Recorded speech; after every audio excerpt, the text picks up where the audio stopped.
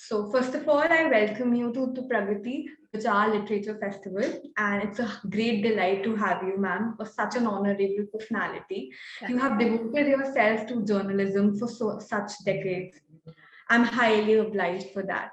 And ma'am, as I am so much excited, so my viewers are, would you like to introduce yourself? Yeah, sure. Hi, I'm Kaveree Bamzai. I've been a journalist for longer, I think, than most of you have been around on Earth. I've been working for 30 years, more than 30 years. And yeah, I mean, I always wanted to be a journalist. I always wanted to be a writer. Oh, it was great. I found a job that paid me for what I like to do. And at the beginning of my career, I did a lot of film reviews as well, which was even better. I was paid to watch movies. What better life can you imagine? Over the years, I've done a whole lot of reporting, political, social, cultural, cinema, and I've seen a lot of change. I've worked in the Indian Express, I've worked in the Times of India. I worked in India Today, of which I was editor. I was editor there for 3 years and launched many magazines, many events, had a whole lot of fun along the way as well. And I now mostly I'm an independent writer, and I write for Open Magazine, I write for the Khalij Times, I write for the New Indian Express, I curate a lot of events, and I write books. So that's really my introduction. And I like to keep engaged with people such as you. And it's interesting to listen to younger people, to learn from them, and to see them grow. So thank you so much for having me. Pleasure is all ours, ma'am. So, ma'am, as you said, from a journalist and a writer, what made you a writer? What instinct you towards writing? I grew up in a family where we had a tradition of journalism. My grandfather was a journalist before he joined the government. My father was a journalist briefly. And we were always surrounded by books and music and movies. We used to watch the first movie. We used to watch movies first day, first show. We used to buy a lot of secondhand books. Even if we didn't have money, we would buy books, we would buy magazines. So we were always surrounded by writing, by books, by magazines, newspapers. And we had a tradition of, I remember my father's way of asking me to entertain myself was to read the dictionary. Can you imagine? And I actually enjoyed it. So we would discuss words that I didn't know the meaning of, or, he sometimes would ask me the meaning of some words, which he would ask me to look up. So it was really something that was ingrained in us. And there was my brother and I, as we were growing up, both of us became journalists. So I guess we couldn't have imagined any other way of being. So it really was something that was quite instinctive. I started, by the way, by writing letters to the editor. In those days, much more than there is today, there used to be a column in every newspaper and magazine, which was reserved for letters to the editor. So that's how I started. I used to write letters to the editor. So, as writing was always inculcated in you, and it was meant for you. Yeah, writing and reading. And I always say that you cannot really be a good writer if you don't read. Even now I try to read as much as possible. And I feel that that's something that, most writers forget to do. That's something that they should do. We should keep reading and keep sort of upgrading our knowledge, and, keep looking out for what's new and what's exciting. Even if I don't, and it can be anything. So, any specific genre? Not really. I mean, I'm quite agnostic. I read whatever I'm given. But I like a variety, from Chetan Bhagat to Jane Austen. I can read everything. I don't have any, there's always that division that's made between literary and lowbrow writing. I don't believe in it. I believe that you should read everything. Okay, And ma'am. you should try and watch everything. So I watch Carrie Minati as much as I would watch a good, serious Satyajit Ray film. I think both have something to give us. That's amazing. So let's move on towards the book, the talk of the town right now. And as the title was so interesting, I would really just want to know about it. No regrets. The guide to a free woman's guide to. Sorry, am I glitching, ma'am? A little bit. Yeah. So should I go again? Yeah. So, as the name of the book, No Regrets, the guide to free woman's guide to a good life. Yeah. Hello? Here it is. Yeah, No Regrets, the Yeah. guilt-free woman's guide to a free life. Yeah. So I think this is something that both my editor and I came up with as we were discussing the book, and we wanted to be a book that women would read and men would read as well, to try and understand how women are. We carry this invisible burden of guilt around us, especially you'll discover it later. You're too young right now, but as a working mother, you have this invisible burden of guilt that you carry around you, that, oh, am I spending enough time at home? Am I spending enough time at work? Am I, being a good mother, being a good daughter-in-law, being a good daughter? There's so many roles that we're always juggling. And so we carry this invisible burden of guilt around with us, And I felt that if there's one gift I can give to, younger women, it's really how to deal with this and how to make this guilt vanish and to slap it away and to just remove it from our lives and learn to live without it. So hence the name. And the idea was to speak to a whole lot of women who were successful, and to understand from them as well how they had cracked that, what is called the work-life balance.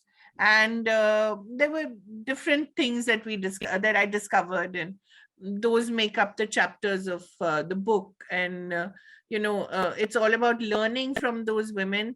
Over the many years that I was a journalist, I learned a lot from some of these women, and I thought, let me at least share this with younger women and tell them that it is possible to make mistakes, yes, to learn from them, to get up, to fall down, but get up again.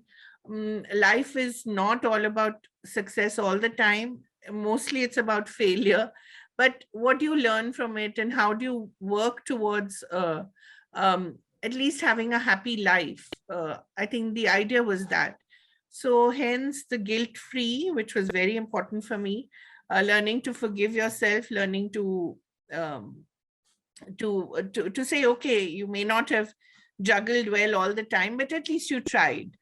That was the whole idea. And the idea of a good life is also very important, because sometimes in our pursuit of material success, we forget what happiness is all about. And I think we forget to savor the little things that make us happy.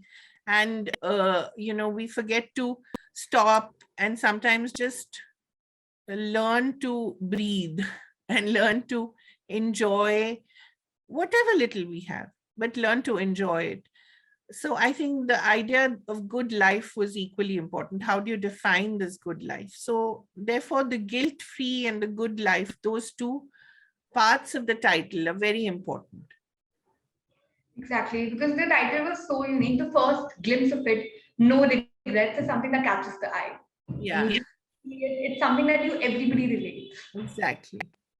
So, ma'am, as we were talking about the chapters, and a book is a baby to an author, and we cannot have a favorite child, but there's some part of a child that we really love, that some qualities we admire. So, is there any part of the book or a favorite chapter of yours in the book? Yeah, I was thinking about it, and I thought there's one chapter which is about pain, and how do you deal with pain and what do you learn from it? And, when you're suffering, you think you're the only person on earth who's suffering. And, you keep asking yourself, why me? What have I done to deserve it? Instead of sort of drowning in self-pity, which I also often do, I thought, let me look at people around me who have dealt with suffering, who have dealt with tremendous trauma in their lives and still not really, resorted to self-pity or sort of this whole idea of why me, that whole thing that why me, you're not, it isn't always just you. People around you may be suffering as well. It's just not evident from their Instagram posts, because nobody posts when they're depressed and unhappy and tired and weary. So the idea of pain and how you dealt with it, how one can deal with it, is very important to me. And I use the examples of some women that I know. I use the example of a woman who lost her child when he was 18, when he was 17. I mean, it's a tremendous loss. So how do you overcome that? I talked to a woman who had been told when she was 14 that she'll never walk again, and she spent 1 year convalescing, and now she runs 10 kilometers every day. So I spoke to people like that who suffered physically, psychologically, and I discovered that really pain itself is very relative. Your pain may be nothing compared to another person's pain, but how one deals with it is very important. So I found that chapter on pain is, it's something that I keep going back to again and again, and it's surprisingly never depresses me. It actually always uplifts me. Exactly. And while I was listening about the chapter, somehow it just gained some special spot in my heart because pain is something that everybody has some or the other relation. Yeah. And there's this wonderful dialogue in that Fleabag. I don't know if you watched that series, where there's this very successful businesswoman who's telling Phoebe Waller-Bridge that pain is something that women are just instinctively born with. I mean, from the time they give birth to everything else, not just physically, psychologically. And she says it because men don't have that. Men don't have period pains or pregnancy issues. They seek it outside, so they seek it in their art and they seek it in their work. But women just know instinctively what pain is and how to deal with it. So I found that very interesting. Exactly. So let's move forward to the session. As intriguing it was, and the introduction that you gave was so close to the heart. So let's move on to the session. So the PragatiE Vichaar Literature Festival presents a 24-hour author marathon, and for this topic for our session is, do we really need guilt in our lives? So we have the author of No Regrets in front of us. So let's move on to the question that really popped out in my heart. How do somebody defines guilt in a life, I in think our life? Yeah, I think guilt is ever present, especially in a woman's life. I think there's not a single woman I have met or talked to who hasn't suffered from this. I don't see it so much in men. They tend to not have that sense. So if they do, they don't like to talk about it. But women instinctively talk about it. They instinctively feel that, because there's always, I think there's so many roles that we have to look at. We have to balance family, work, um, aging parents, this growing children. There's just too much to look at, and you always feel that there's something that has slipped your attention. There's something that you're not doing right. There's something that you could do better. I mean, it's a no-brainer. Guilt is just something that's ever present. I think it just made complete sense to me to write something around it. When I was asked to write, a book about being a so-called successful woman, which of course success itself is defined in so many different ways. But I felt that unless you address the issue of guilt, you cannot go beyond that. You have to first address the issue of guilt. Exactly. So, ma'am, were there any challenges while you were writing the book that you feel, or any lessons that you learned? I think the challenge really was that this is something that I faced when I was in my career. That there's really no one that you can go to when you have a doubt. When I began in the profession, there weren't so many women around. There are a lot more women around now. And there would be a lot of young women who would come up to me, who were working with me, and they would ask me, we want to get married, or we want to move cities, or we want to do this or that. I want to take a break. I want to study. What do I do? How do I handle it? And I felt that this was an opportunity for me to write about all the challenges that I had been through as well. These were questions that I had asked myself as well, because there wasn't anyone else to ask them to. So I felt there was some amount of wisdom that I had, uh, that I had sort of earned over the years, and a lot of wisdom that a lot of other women that I spoke to in the book had earned. So this was a way for me to tell them, look, everyone has the same problems. You're not alone. Even the most successful women in the world have had issues. So here's a book where you can ask all the questions that you ever wanted to ask, and nobody answered them for you. So it was really like a book of all the questions that I had been asked, or that I had wanted to ask when I was younger. And there really wasn't anyone to tell me, because your male boss anyway doesn't understand most things, and they can only think about themselves. So here was an opportunity for me to try and address that balance.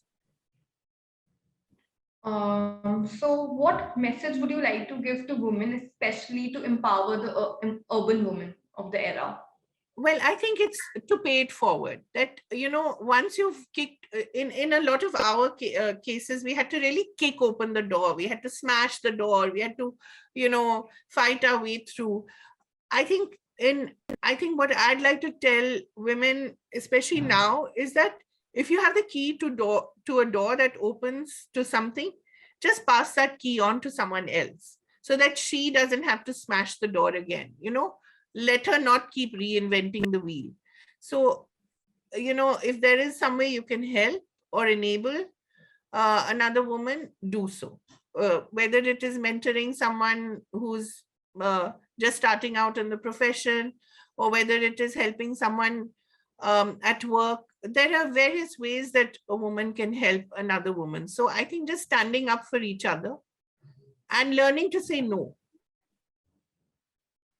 A lot of times women tend to do extra work or work extra hours because they're trying to prove to the world that they are as good as men are. I think that battle is over. We are as good as men. Now we don't have to prove it anymore. So we can now be on an equitable footing. The playing field has been made equal. Now we just have to work well, but we don't have to work beyond a certain point. So learning to say no is as important as learning to say yes to the right things. So as we're talking about guilt, do you believe that there's a life guilt-free? Is there a life that exists guilt-free? I would like to believe. That's why I've written the book, but I think it's difficult. I mean, one struggles with it. It's tough. It's a daily battle, with this invisible demon who's always trying to invade your space, and you have to, tell him. It's always a male thing. You have to tell him, go away. But yeah, it's a battle, but you have to keep fighting it. Otherwise, you'll just sink underneath it. So we have to fight the battle. And you have to keep doing it. Every day is a new challenge. Every day a new guilt will be thrown at you. Oh, you didn't spend so much time here. You could have done this better. Of course, everyone can do anything better. But you tried your best. That's what matters. So do you feel in some sense women have a sense of more guilt to their lives than as compared to men? For sure. I agree with it 100%. We are just naturally inbuilt. There's some natural inbuilt, machine in us, I think, that is just attuned to feeling more guilt. So as we were talking about men also feels guilt about in some point or the other in their life, as women do. But do you feel they have, some men are really sensitive towards life? Do you feel they have a baggage of guilt that they could also would feel to get over with? I'm not sure. I think the younger generation is more alert to this than I think my generation saw. I think younger men, I feel, are a little more aware of what equity is in a relationship. I think it wasn't so when my generation was growing up. So it'll be interesting to see how they turn out to be as parents and as working parents. I think, but that will depend on the nature of the family. How does the family evolve? Do they share the burden at home equally? Do they share the burden at work equally? It'll be interesting to see those changes. But I think once that happens, there will be a more equitable distribution of guilt as well, which I think is highly overdue. Right now, I don't see that so much, but I think the new generation is slightly different. I think they're going to surprise us. I hope so. Yeah, hoping, fingers crossed. Yeah, because your generation of women will benefit from that. Hopefully. So that's a clear note on that women have more guilt issues than men because they have the baggage of the entire house over their head. But we do have some special cases in men as well, hopefully having more. I think the younger generation might surprise us. Yes. So, due to generation gap, as we're talking about, do you think why is there a shift from men towards sense of having guilt in their life, and why didn't they have it before? I think because they were brought up by their mothers like that. I mean, if you're brought up as entitled human beings who feel that, everything is going to be done for you, why would you ever feel a sense of guilt? You have a sense of privilege. You were privileged at home, you're privileged at work. Now you have to fight at work to be as good as a girl. And at home, things are much more equitable. If there's a girl and a boy at home, you're not necessarily you're treated at par mostly, especially in the urban setting.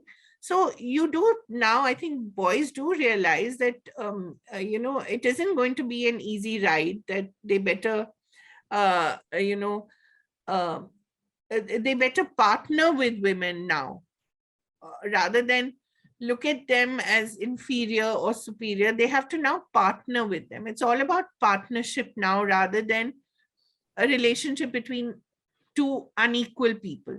They're two equal individuals now. Yeah, they're two equal individuals. The family has to be more equal. And a work, of course, is now being made more equal. You have laws in place that make it much more equal. The home will become much more equal. So I think the whole idea that it was motherhood, it's no longer just motherhood. People are talking about parenthood. The man and the woman, the father and the mother have an equal role to raise children. Yeah. So as you were talking about the parenthood and for the life of the woman, because when she's unmarried and she marries somebody, there's a huge shift in life. She has given a set of responsibility. Do you believe that guilt also increases when she's married and she has kids in her life? Of course, that's when it's at its peak. Yeah. Peak guilt time is when your children are born. Yeah, because I think as you said, for a working professional, you're leaving the child at home. So you always have it's that always the mother's fault, never the man's fault. Nobody ever asks the man, how can you leave your child at home? He'll say, yeah, because, my wife is taking care of. But, the minute the mother says, oh, I have a maid at home. Oh, you've left your child with a maid. Oh, okay. Society is quicker to pass judgment on women. First, they're more keen towards judgment than men. Yeah. And women are the first people to pass judgment on women. That's another problem that we have. Exactly. So moving forward, so as we talk about guilt in our session, so do you feel in any sense, how do guilt define our life? Is there any sense that our guilt in our life defines our life in some or the other way? It does, but it shouldn't. As I said, you should not allow it to define it, but it does. So, it's something that It's something that you really have to fight against all the time. But that's why we're warriors. So, what are your tips for people, or especially centering women towards it? What are your tips to women to live a guilt-free life? How can a person or a woman achieve the fact to live a guilt-free life? Forgive yourself. Just keep forgiving yourself, because nobody else will forgive you. You have to forgive yourself, because otherwise you'll constantly accuse yourself of, anything that goes wrong. It's always the woman's fault. So you have to keep forgiving yourself. You have to work hard, of course. You have to keep learning new skills. You have to keep, all the things that I've listed in my book. Have a great network, all that. But the most important thing is to forgive yourself. And for the society, because the society plays a key role in giving guilt towards. Yeah, stop validating yourself through the eyes of others. No, you will never be able to please everyone. It is out of the question. So don't even try that. So do not seek validation from anyone outside yourself. You have to validate yourself. You have to seek support from yourself. You have to be your own self-help guru. You cannot ask society to say, what do you think of me? The minute you ask that question, what do you think of me, you've lost the battle. Because there'll always be somebody who's ready to tell you what a shit person you are, right? So why ask that question? So don't look for validation in the eyes of others. Look for it within yourself. Build your own self-esteem, very important. I know it's tough. Building your own self-respect is very tough, but you have to do it. You have to keep working on yourself, and you have to stay mentally and physically very strong to do that. And any thoughts to the society, or any pointers you would like to give the society to change a little bit, or anything they can do on their part to uplift somebody and give them a little lesser guilt in their life to live on to? Yeah, learn to stop judging people. Just live your own life, Stop judging people. It's the worst thing that we do. Don't try and be the big bully. Learn to live your own life. uh, yeah, that's what I'd like to say. I think society has placed such an inordinate amount of guilt and inordinate amount of wanting women to be perfect, that it is not possible to ever achieve that perfection. Yeah. So the best thing is to deconstruct that profession, to destroy that image completely, and learn to accept women as you accept men with all their flaws. And let them live a guilt-free life. Yes. And if they don't want to do it, we should do it on our own. Yeah. So to no regrets and to a no guilt-free life. Because it's not possible. You can't have a guilt-free life. Sometimes you believe guilt are important to you. There need to be some sense of guilt in your life. Yeah, because how else will you learn also? Yeah. If If you're you not don't, guilty and yeah, if you don't feel if you don't feel that you did something wrong, it's not necessarily a feeling of guilt, but it is a sense that you did something wrong. Of course, you're not perfect. You must have made mistakes, but you have to forgive yourself, but you have to learn from it also. Learn not to repeat your mistakes. That's the least you can do. Even an animal knows never to touch something hot. Once he touches something hot, you'll see that he'll never go to it again. So why are we attracted towards mistakes again and again? We have to learn from them. And I think once you learn not to make those mistakes, that is when true forgiveness starts. And that is when you learn to overcome that guilt. Because as you said, there will always be a certain amount of guilt in your life. It is not possible. But you've got to learn from it, and you've got to learn to move on. You can't remain trapped in that. Yes, ma'am. So my last thought and my last question. So as a daughter or as a child, always learn things from her mother. And I think the woman is the one who always learns things from the mother. So is there any memory of that you recall, or one lesson that you learned and you kept on forever? from your mother? Everything. I mean, I think we all end up being our mothers. Good, bad, ugly.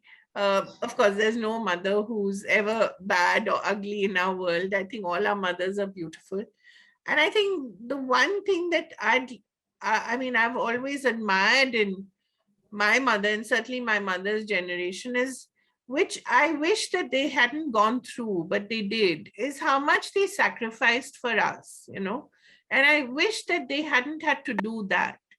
I think all of us will agree that, a lot of them put their dreams on hold, their ambitions on hold, because, they wanted to raise the perfect children.